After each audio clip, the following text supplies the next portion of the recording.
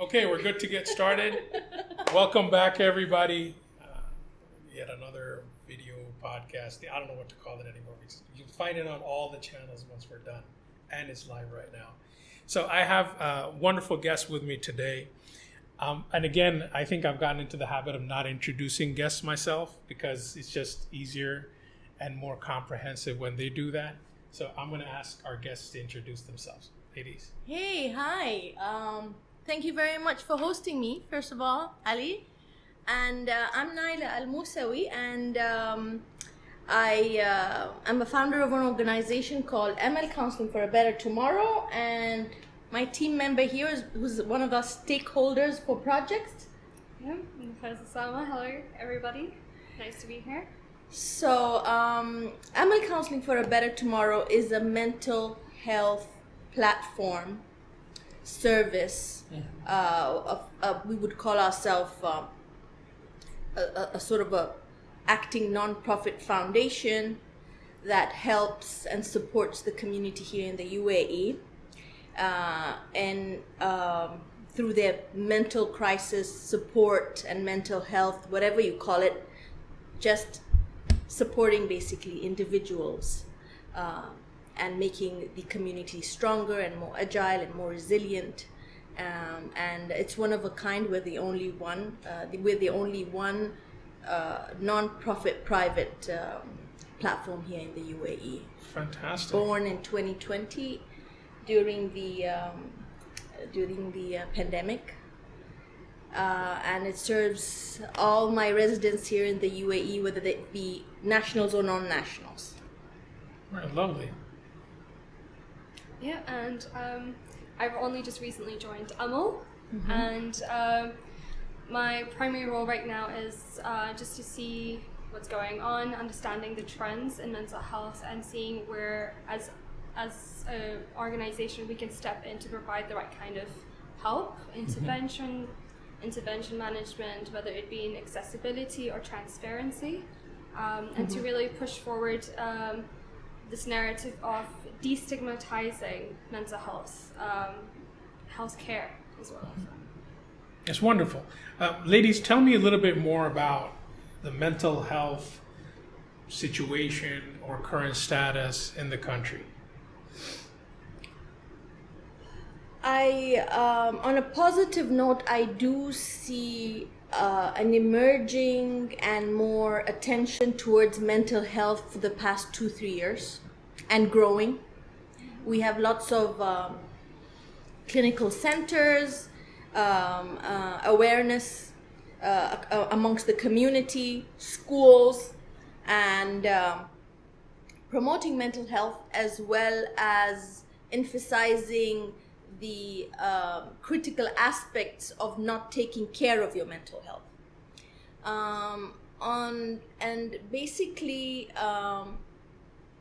I would say the downside of mental health here in the UAE would be it not being as accessible or as affordable that it should be in other parts of the world. In my opinion, mental health is the primary call, and before somebody gets into some physiological issue, it's definitely driven from the mental health primarily. So it is emerging in the UAE, to answer your question, Ali, but we have yet to go a long way, because it's all about educating people. It's the stigma, as Nokhez was saying. It's the as well accepting the culture and understanding that this is okay, and you can come out and reach out for support, and people are there, such as our platforms. Saha has also their own platforms that is coming up, which is really strong and understands the country at a health level, at the DHA or Ministry of Health level, understand this is an area that really needs to be boosted. I think there's also a little bit of a misconception in whether people need or want mental health. I think people can be like, oh, do I really need it? And I think we need to also bring this conversation towards the fact that the upkeep of mental health should not be, it should never be a task or a chore.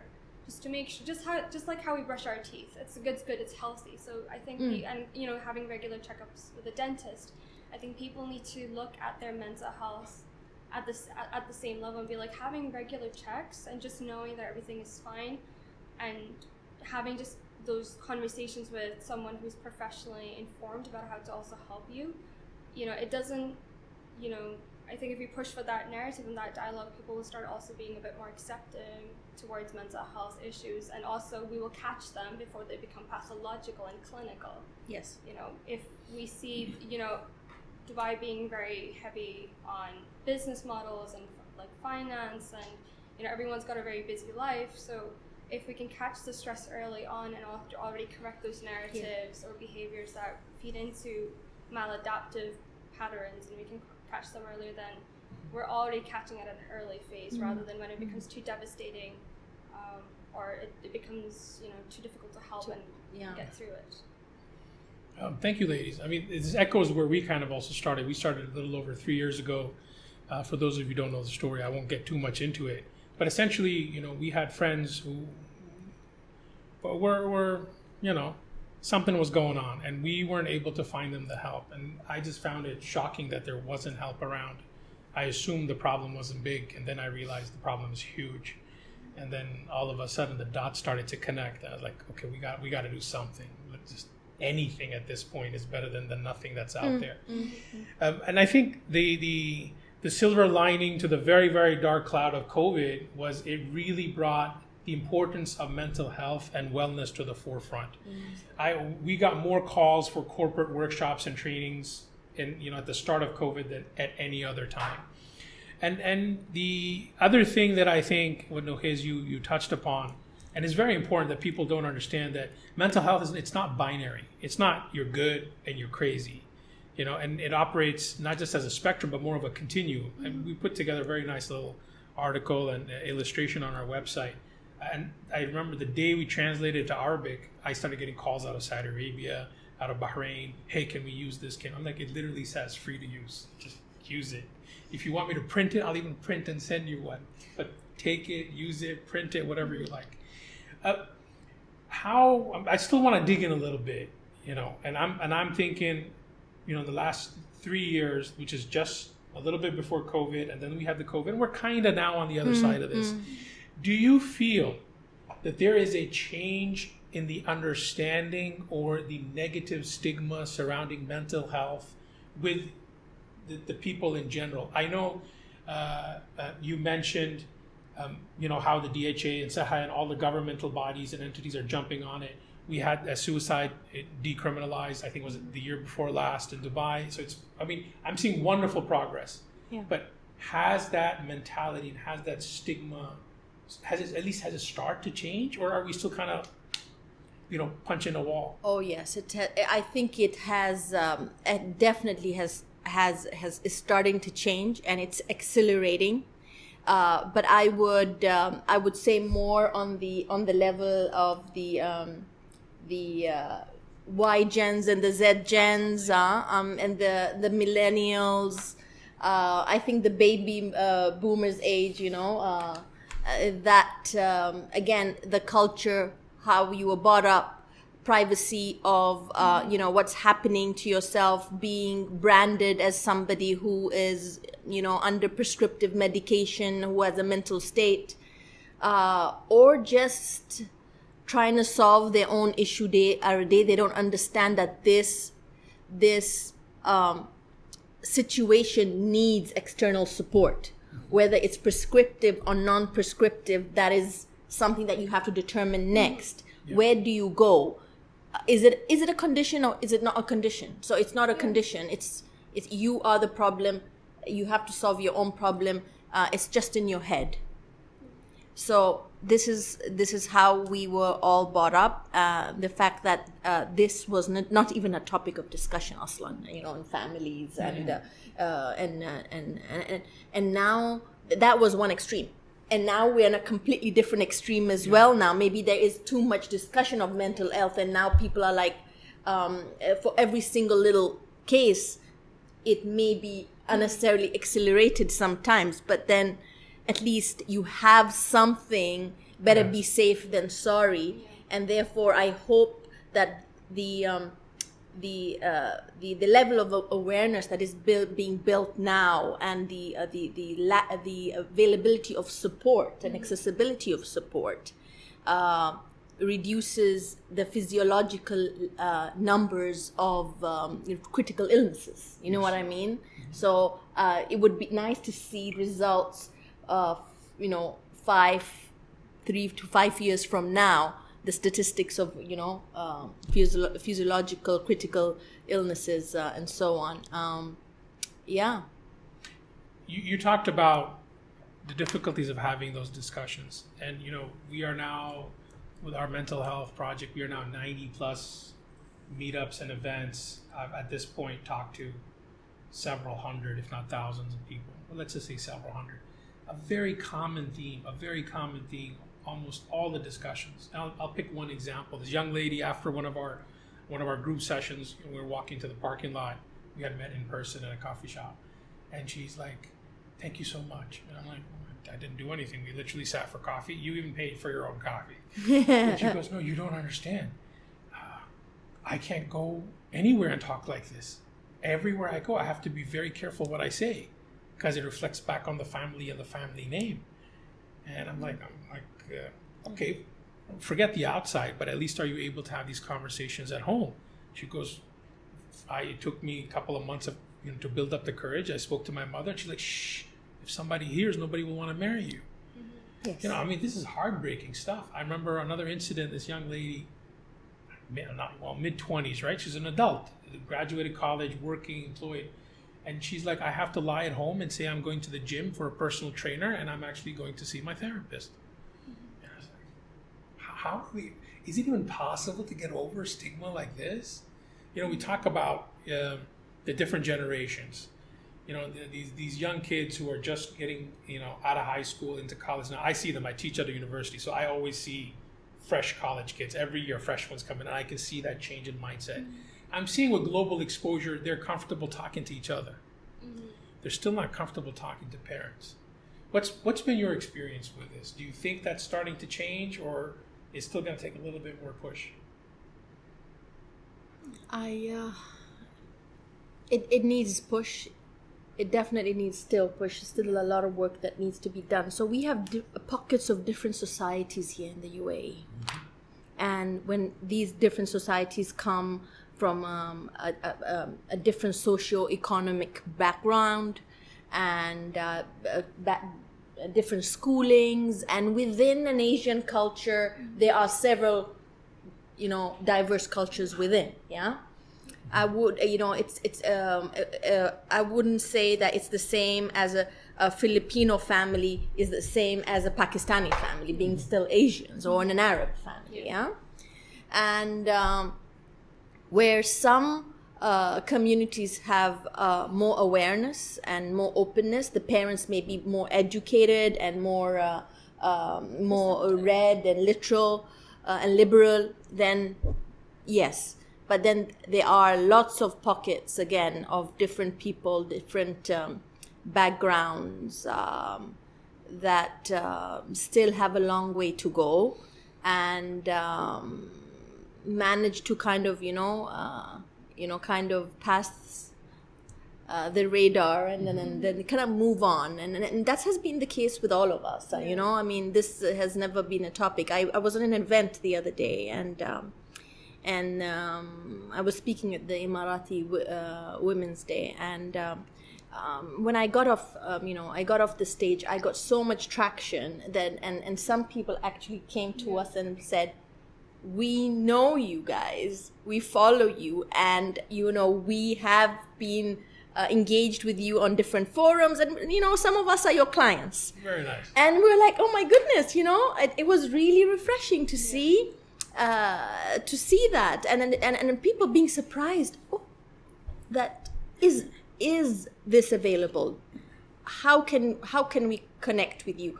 And as well, everybody is, a few of them actually connected with us immediately about certain concerns that they're having about someone or the other. And we've been getting a good traction from them. And this is the whole objective here, Ali, is for us to be here today, this evening, is to kind of reach out to the community and tell them that help is here, support is here, we're affordable, we're very accessible, and it's, for us, it's all about the impact that we want to make in the community. I think one thing that may explain the stigma is that people think that when something is wrong, you will have to go to a psychiatrist and you will be given medication. And I think the newer generations have started understanding that that is an option. Getting medication is an option, and you can pick that option if you want to get medication, and based on also medical advice, and you can still opt out.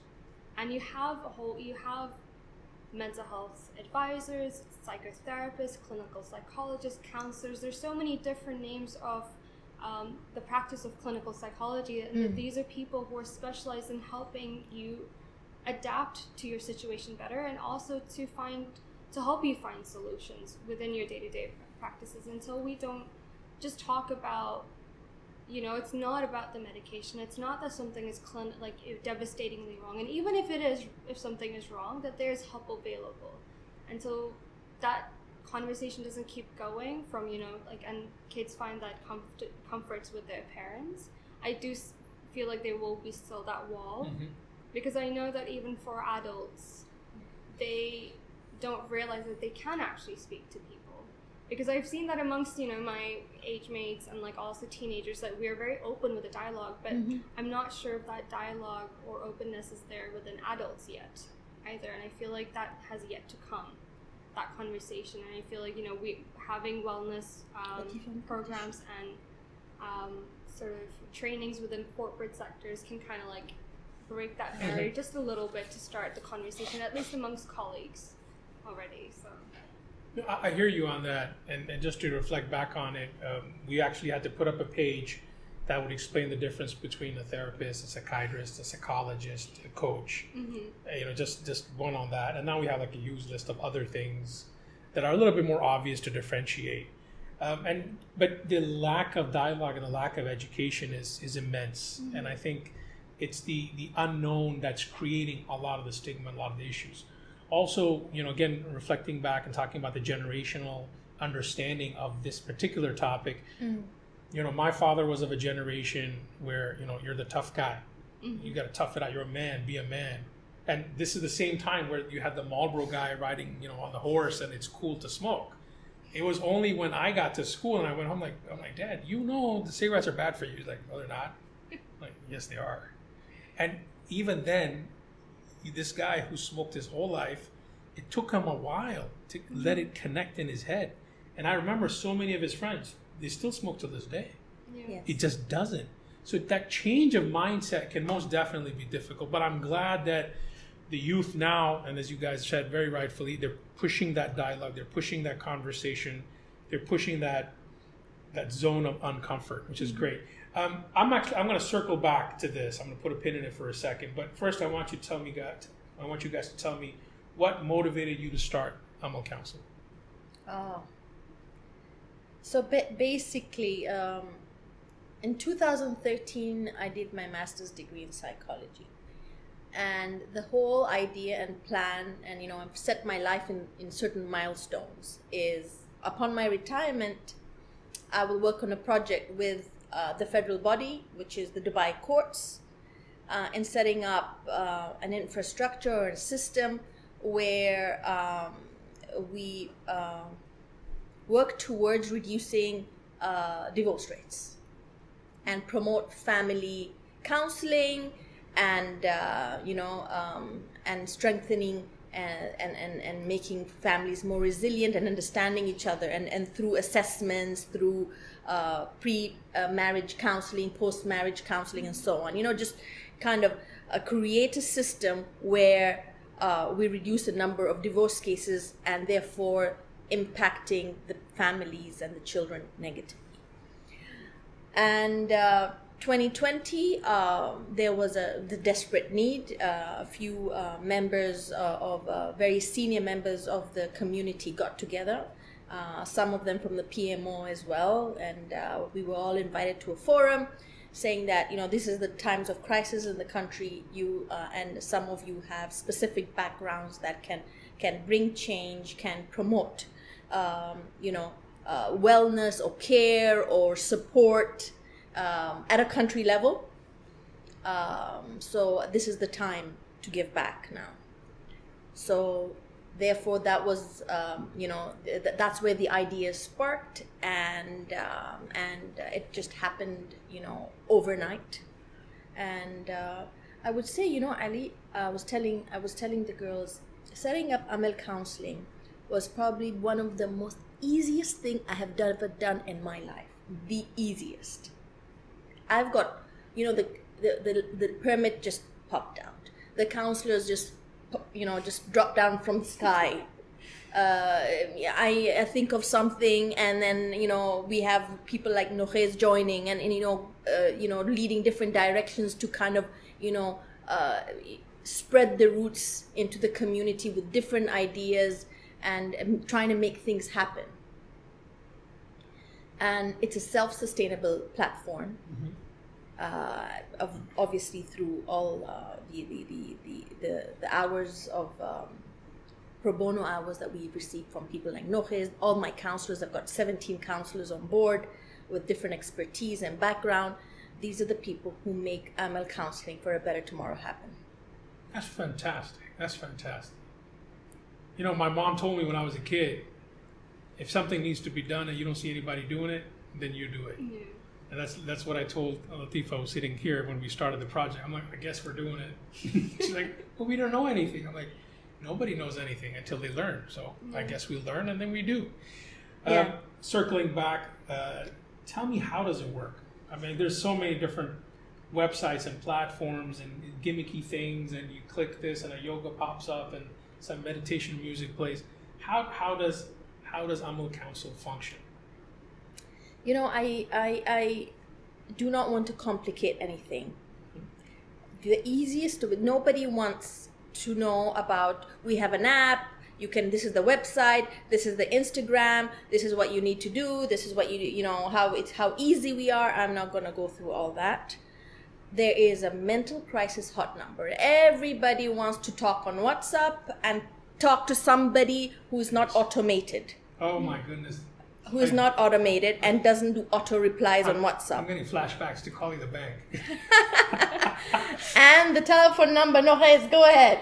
We have the telephone number here. It's 05096 45214. And the good thing about having such a hotline is just accessibility. Quick accessibility. You dial it in, you call it in. A lot of times with these automated systems, you have to wait. And we have someone who knows how to handle an immediate crisis. They will talk you through, they will calm you down, and then they will carry you through the process of making sure that you get the counselor that is most suitable to your needs. And the one thing I like about Amal's process is that we are fixated, and we prioritize the client's or the client or the caller's mental health and how they feel throughout the process. We have a particular member in our organization that manages all the questions, the process, make sure that they're okay, that if there are any questions regarding payment or this or that we are there for them. Because I feel like once you tell them, like, hey, we're here, they immediately relax, and you can feel it. You can feel it in their breath the second they've offloaded and they're feeling like. And this is not a call center, as Nokhez said. It's not a call center that gives you details about the counselor, who's the counselor, how much, what time. It is your mental first aider. Fantastic. I was literally going to ask that. I'm like, please don't tell me this is a call center. No. Okay, this is not a call center that does this. This is a mental crisis hotline who would like to receive calls of people who are suffering from something or the other. And it could be anything. It could be anything. If somebody, again, this is not a call center. We do not take inappropriate phone calls.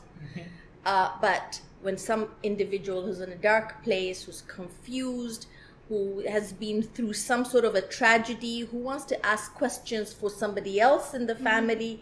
You know, we have a lot of people come and say, you know, my sister, this is what happened, or my friend, but in fact it's them themselves who's going through that. And then we know when these are the cases that are coming in. And then the whole idea is when we receive that call, we make sure that this individual is at peace a little bit and is calm before the end of the call, and then they do a follow-up call or a WhatsApp call. Are you okay? You know, we had a call. Are you all right? So that makes them feel that, oh, somebody cares. Wonderful. I think we've humanized the experience. Absolutely. Without, like, you know, even if you go to a clinic, a lot of the times you have to fill out forms. It's one form after the other, insurance, calling, this, that. And the one thing Amal has done is we've humanized the experience from the get-go. So you're talking to someone who is there for your needs. And they're also specialized to make sure that they, as a mental health first aider, you know exactly what to look out for and where to how to gauge with the conversation, and make sure that whilst you're having this conversation that your client is okay, and they're like, and they can talk, and then you know, if they start hyperventilating, walking them through that. So I think that's the one thing I really like about the hotline, is the immediate availability of someone who's willing to listen to, who's there to listen to you. And that's 24/7, Aliyah. Mashallah. That's Even in our sleep, the 24/7, phone's right here. which is not the case with a lot of hotlines at the moment. Yep. But they're getting there. We're all partners in this ecosystem to support the country. I just wanted to go back and say something, Ali. When we touched base on the different types of mental health providers. Things today, I think, have been overly complicated. So if you want to see somebody, there's like 100 different types of titles. You don't know who to see. You want to see a therapist, you want to see a counselor, you want to see a clinical psychologist, you want to see a hypnotherapist, you see. And I think we're, to an extent, we're lucky because these are different techniques. Yep. But I need everybody to understand something, because we are on air, we're here. And number one, if you're going through any trouble, if you're having trouble at school with a friend, or an issue that happened 20 years ago with your parents or a stranger, you're having problems with your marriage, anything at all that is making you unhappy, anything, let's keep it simple. If you are unhappy, then the first protocol is to find somebody you can speak to within your family circle.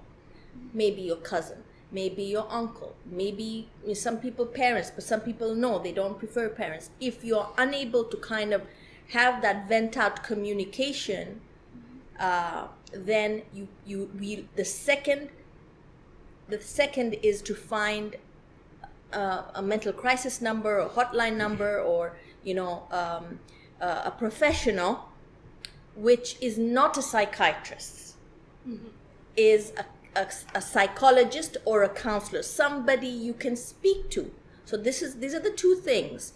A psychiatrist gives you medication, and a counselor or a clinical psychologist, a therapist, they speak to you, they give you, you get to kind of discuss, explore what is causing these problems, and you solve the issue together as a team. Yeah? You don't want to go to a psychiatrist immediately.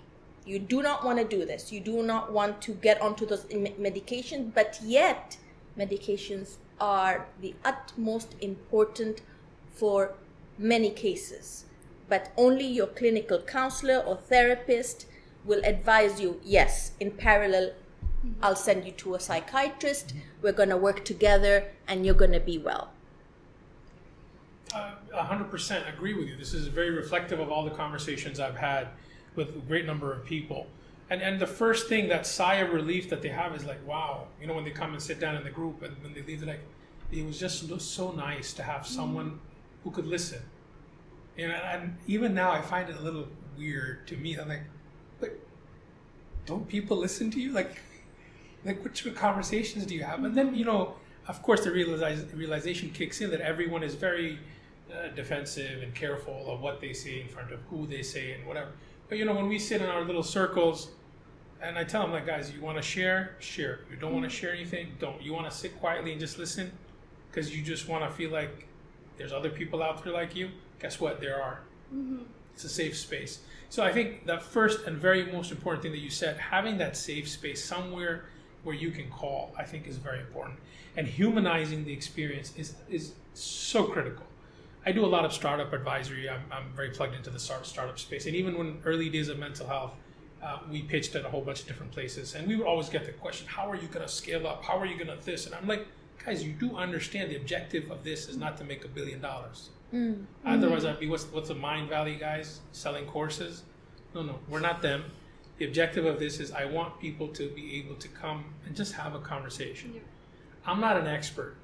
I've done the mental first aid training, right? But again, not an expert. And I keep telling you, I can't help you, but I can direct you to somebody who can help you.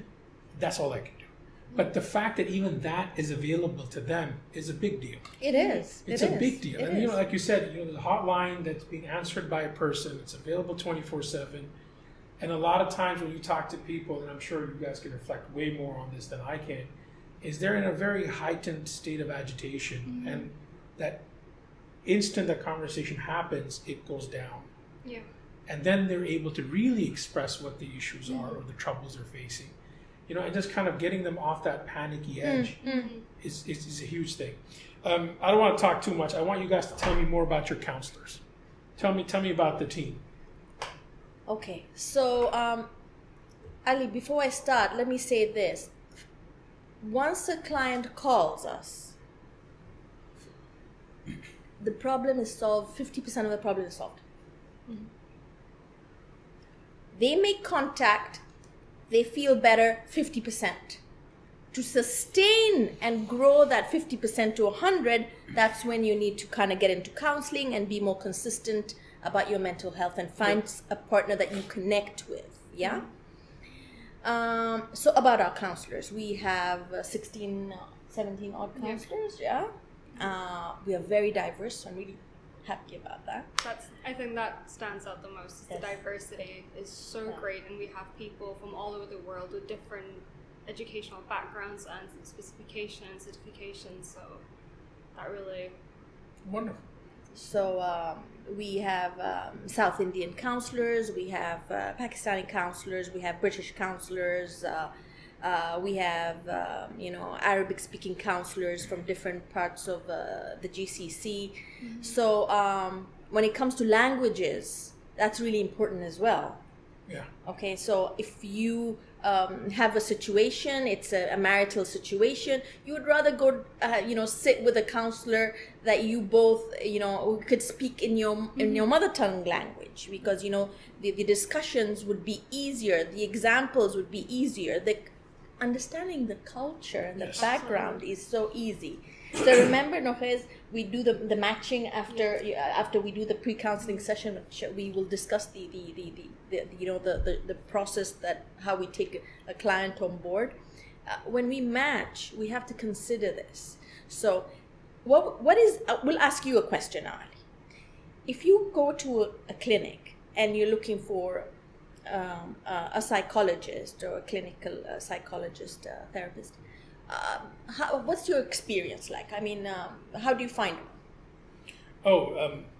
I have major complaints about this, and I've voiced my complaints about this, I think, as often as I can, even when I'm not supposed to. So what really, really, really crawls under my skin is how commercialized everything is. Everything is so commercialized, everything. I mean, from whatever place you walk into, everybody's got a solution, and magically it's their solution that's going to be the solution that's going to fix whatever issue you have. Oh, your stomach's hurting? Change your kidney, no problem. Give us some money. Oh, you need this? I got a pill for this. Oh, you know what? Go to our friendly neighborhood pharmacy that I probably get a commission from. So this just really upsets me. And I had a couple of years ago, I had a problem with a disc in my neck, and I saw this wonderful doctor, German fellow, and he's like, okay, here's medication. I want you to go to physio. And I'm like, dude, I'm in a lot of pain. And he's like, okay, listen very carefully.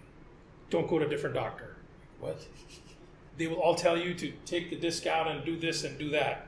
I'm telling you now, we're going to start from least invasive and try every single other thing until we get to the most invasive. So be ready to suffer for 2-3 months at least. What? He could have easily said, I'm one of the best guys, neurospinal guys in the best hospital in the country. You need to go get surgery tomorrow. I would have said yes. I wasn't that much pain. I just listened to him like, you know what? This needs to apply to everything. Yeah. Yes. This needs to apply to our mental health and wellness. Absolutely. Let's start from least invasive, which you guys talked about. Let's start talking to a counselor and therapist, and then see. Yeah. Not everything necessarily needs medication, and even if it does, let's not jump directly to it. Let's try a lot of other things. Absolutely. And you guys are the experts in this, and it's not just medication alone that's going to magically work. You got to put in a lot of work. In fact, the psychiatrist loops the psychologist back into the system because the meds are very temp. Yes. So going back to the question I asked you, if you go to a doctor looking for a clinical psychologist, so they would probably come back and say, okay, we've got Dr. A, B, or C. Pick your choice. Yes. And then you're like, okay, where is he from? Where is she from? Okay, who's available? And that's it. Basically, these are the questions that how you would make an appointment. And if that doctor is good for you or not good for you, well, that is your luck and your try, yeah? And, and this is quite personal when you're connecting with a doctor that, you're going to express some personal issues with, yeah?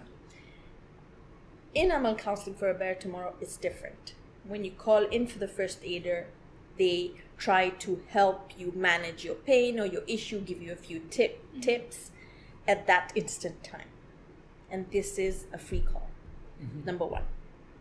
Number two, then they will follow up with you to see how you're doing and get you to have an appointment on Zoom to just have a pre-counseling session to understand who is Ali, where does Ali come from, your family dynamics, how did you grow up, what has been past issues. You probably are coming with the issue that you're having a problem, you're depressed. You're just depressed because of work and with your boss, but you're probably suffering from some sort of a trauma down the line, and there's an abuse case down the line or something or the other, and that's how the pre-counseling session that is conducted with a counselor, with the questions and the conversations that triggers other things that comes out, and then we have to determine if this is a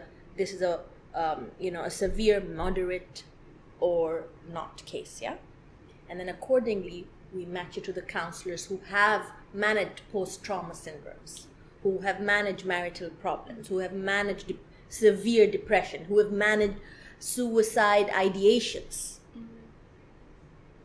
Suicide ideations and attempted suicide are completely two different things. So therefore, this is how it's managed, to answer your question. And I think that is how it's supposed to be done. And the advice that I would have to give people, and one of the things I used to tell them, like, look, you're not going to a dentist to pull out a tooth, because at some point pulling a tooth is pulling a tooth, right? Unless there's some complication with it. But you're not gonna, first of all, be able to match yourself because you don't know all those expertise. That's why I need you to start with a therapist or a counselor and then see. And then even if you find the right one, maybe that it doesn't connect with you. And generally the non-connection happens because they don't understand the cultural context of the issues that you're facing. So even, language, culture, understanding that, how as my daughter says, Baba, you're being a brown parent. I'm like, but I'm brown, girl. Tough it out.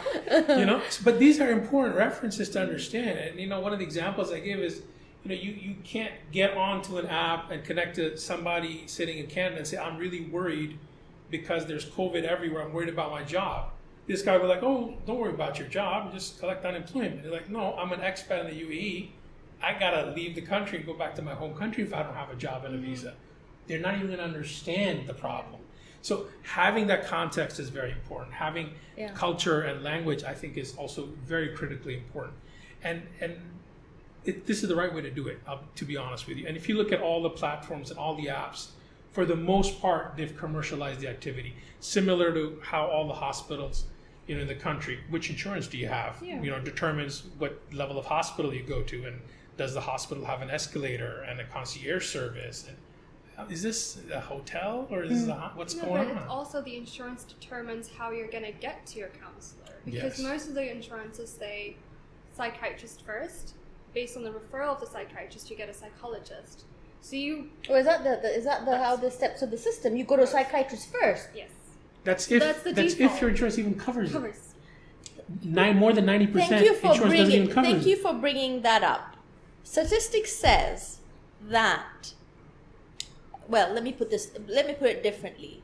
Amal Counseling for a Better Tomorrow and other institutions who are out there operate, such as us, target 80% of the population to almost 90, yeah? The other 10 to 15% are people who can afford, whose insurance covers psychiatry or psychology and mental health, and people who have awareness. And so the other 80 to 90%, they are completely untapped and are going through different, and again, there's also a population here that we need to appreciate, who are the blue collar population. Yes. Yeah? And that the country is basically having built with this really strong tier of skilled people. Exactly. And that's one of our missions, is to go to campsites and have. In fact, we did 2-3 sessions at the campsite as well, at Al Moosawi. So again, we'd like to do more, and with partners such as yourselves, on the mission of making mental health available, accessible, affordable, and communicating to people that they're not alone is makes this happen. I remember a while back, I think I was at a fireside chat or a panel discussion, and somebody had asked from the audience that, well, why isn't somebody looking after all of these 80%? And I said, it's very simple. It's money. And like, what do you mean? I'm like, 82% of Africa is unbanked because they are quote unquote unbankable. I'm like, what that means is that the bank will not give these people a bank account because they don't have enough money to put in for it to be worth the bank to even bother creating an account. They are not unbanked because they don't want to be. They're unbanked because they don't generate enough money. So similarly, that 80% that you're talking to, why these systems don't address them is because there's really no money in it for them, which is honestly terrible. To me, mental wellness and being in a state of peace, not even happy. There's happy, there's being at peace, and then there's being sad. To me, being at peace is a human right, like clean drinking water is. Yes. Talk to me, I think we kind of tangented into this. Talk to me about mental health factors, critical mental health factors. Where does one start? I think preventative measures need to be really taken into consideration and looking to social policies and really doing, and not just focusing on, we're going to throw an intervention here, we're going to do a little talk here and there. It's more about how can we correct the system from within so that we don't perpetuate all these issues that come on later. Stress is the key factor that drives a lot of pathologies. Research has shown it, people have personally experienced it. It's always that one event or series of events that start making you realize, something is actually wrong, or I'm not feeling okay, or I'm not doing well. So how about, rather than having all these elaborate systems, we also correct the system that is already existing. There's so much money, there's so much funding that goes into drug development, that goes into new research for therapy, about translational therapy or translational research. How about we drive all those ideas and funding back to the existing system to provide the preventative, I don't know, barriers of, you know, if something happens, let's fix it, rather than when something has already happened, when people have reached the mode of crisis and then we're approaching it. I'm a strong advocate of that. So I've learned something interesting over the years. The strategy of being nice just doesn't give the results that I'm interested in. So I've become obnoxiously annoying. So, you know, I'm at the American University of Sharjah. Yeah, we can see that. It works. It works. I'm trying. In a good way. When you were little, you nag your parents about something. More often than not, they'd give in just to get you to stop nagging. I'm using it. Yeah. So I teach at the American University of Sharjah. We are 4,500 students, maybe like a little under 1,000 faculty and staff. Mm-hmm. We only used to have like 2 counselors, and I think now we have 3 or 4. But that's not even my problem. That is a problem, but that's not even my main problem. Mm-hmm. My main problem is I walk into the classroom like, guys, how many of you know we have counselors on campus? 1, maybe 1 out of 25 or 30 students will raise their hand. And they're like, everyone's looking at that one kid. You know we have counselors? And then the one kid's looking at everybody. And you don't know we have a counselor? And you have a problem? I'm like, guess what, guys? We have a counselor. And guess what? Let me put up a slide of where they are. Here's the poster, and here's their phone numbers and their contact details. Take a picture. So, you want to do a terrible job at marketing? Do some people even know what the counselor does? Oh, zero awareness. So what does a counselor do? I will do the awareness. I will shamelessly do your marketing. I will embarrass you. I think I've embarrassed them to the point that they have actually announced group sessions every 2 weeks for students. So. And is it? Yes. Do you have good footfall? Yeah, traction builds after awareness. Yeah. So this is part of even why our website exists. Nothing on my website is rocket science research. I didn't write Excellent. most of it. It was all volunteers who contributed content. Yeah. But the purpose is that, okay, now you have somewhere where you can sit and read. Oh, this is what this is. Oh, okay, this is what this is. Mm-hmm. After our homepage, our number 1 visited page is the directory. And literally, I had a couple of interns. I said, sit, you guys have 2 weeks, find everything related to mental health and wellness in the country and list it in this directory. Mm-hmm. We will do the Google for you. And we do thousands of views. Yeah. It's ridiculous. And I'm like, that's not even a service. If you think about it, I just did the Google for you. That's not even an actual service that I'm providing. But because people are interested to understand, they're interested to know, but even when they get to that point, they can't find any resources. So, this is why it was very important for us, and our core focus is on awareness. Because after that point, everything else starts to trickle and fall into place. So through awareness, if we can push people into the right support that they need, this is great. We've done awareness events at universities. We've done them at corporate. At universities, administrations at other universities told us, okay, we're allowing this, but make sure you don't use the word suicide. I'm like, you do realize if I say it, nobody's going to do it. You know that, right? And it's also, if you say it, it's not like someone's not going to do it. Yeah, but they're so scared. We don't talk about. We don't want to get in trouble. I'm like, who are you going to get in trouble from? No. Maybe some parents. I'm like, these are college kids. They're all above 18. By the way, there's another reason we weren't able to even get even 1 foot into a school, because the school administrator is like, oh no. We cannot do anything like this without parental consent. And it was literally a brick wall, and we just got bounced back. But during COVID, we saw that a lot of schools did start hiring in-house counselors, or even started contracting for counselors to come in certain days of the week. Great. I'm wary of time. Ladies, what's advice that you want to share with the people out there?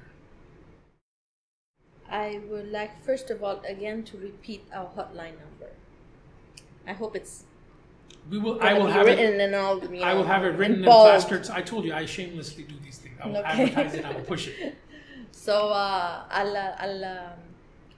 count on you to do that then. And my takeaway message is it's about.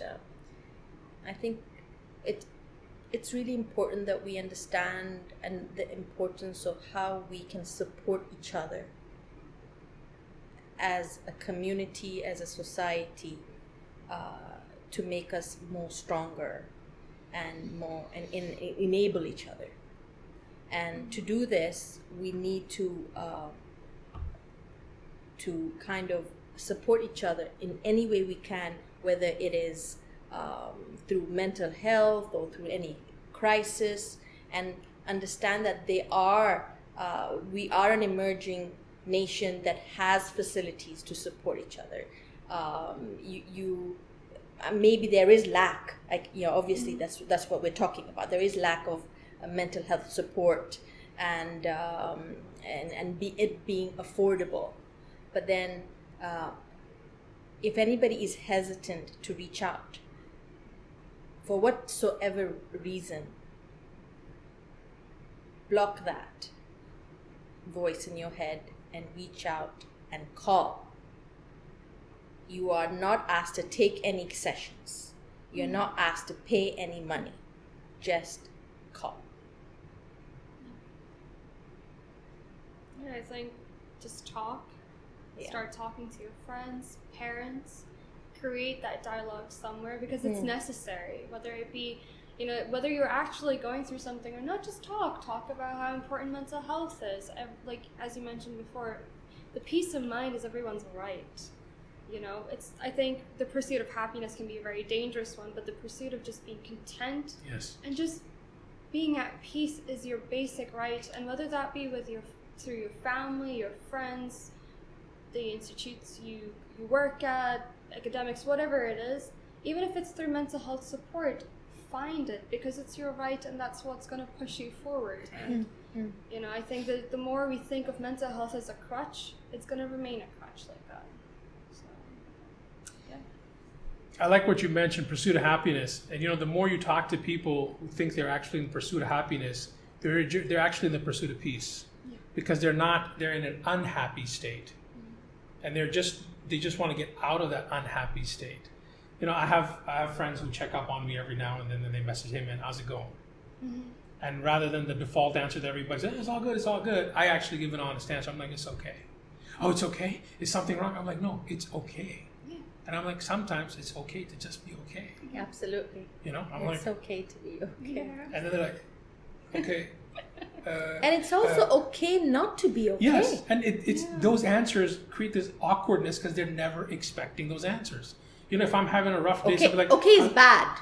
Yeah, okay is bad. Okay is bad. You should be flying. Yeah. But I'm like, "Guys, okay is okay." And sometimes I'll reply, I'm like, "Yeah, man, it's a bad day." I'll use different language. I'm like, "It's a bad day."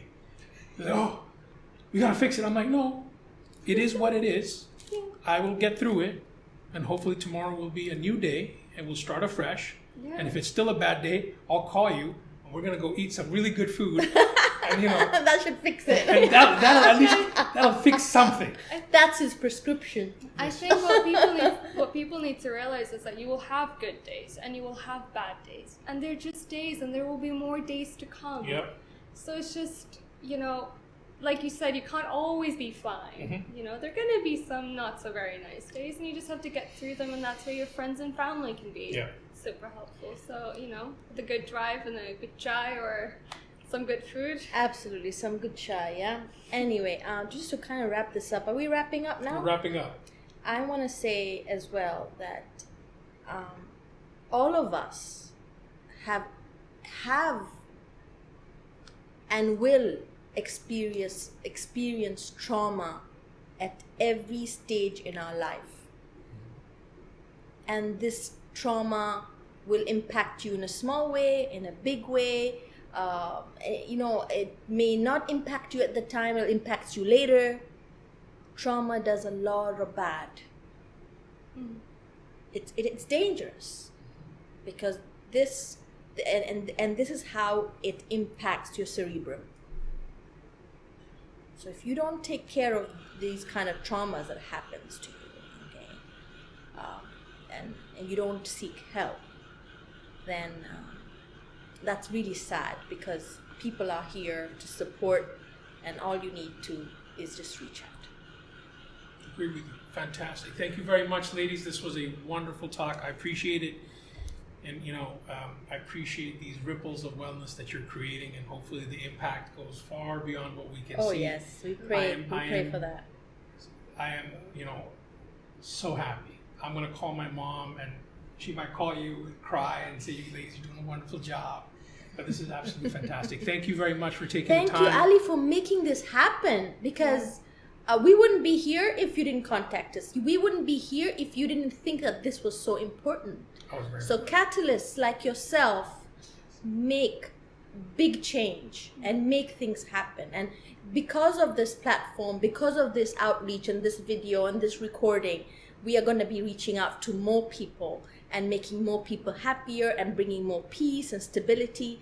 Shukran, Ya Ali. Thank you very much. Shukran, Latifa. Shukran.